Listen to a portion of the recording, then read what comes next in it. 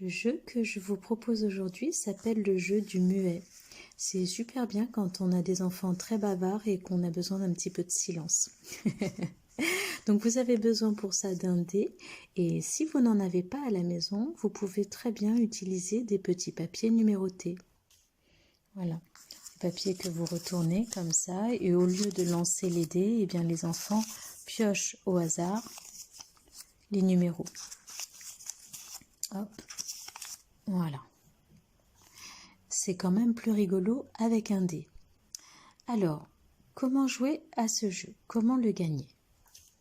On peut y jouer à plusieurs, à partir de 2 personnes. Il vous faut du papier, un crayon pour noter vos scores.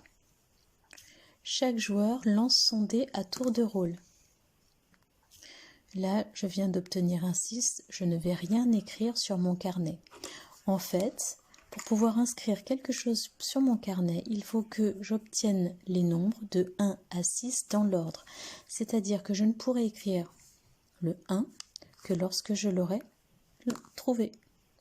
Toujours pas. On dit que c'est quelqu'un d'autre qui joue. Toujours pas, mais dis donc. Toujours pas. Donc, on lance jusqu'à obtenir le 1. Puis le 2, puis le 3, puis le 4, le 5 et le 6. Il faut absolument que ces nombres apparaissent dans l'ordre. Alors, ce qui est très très intéressant dans ce jeu-là, c'est que on joue sans dire un seul mot. Si on prononce un seul mot avant d'arriver au 6, c'est perdu, il faut tout recommencer.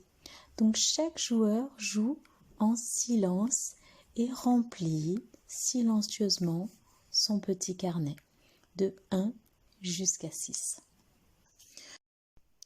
En jouant à ce petit jeu de dés, on n'apprend pas seulement les constellations de dés, ni même l'écriture de chiffres.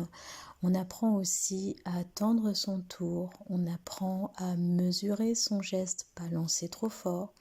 On apprend à se concentrer, à inhiber notre impulsivité, c'est-à-dire que on pense à ne pas parler. Inhiber une pulsion, c'est quelque chose qui est très important pour grandir.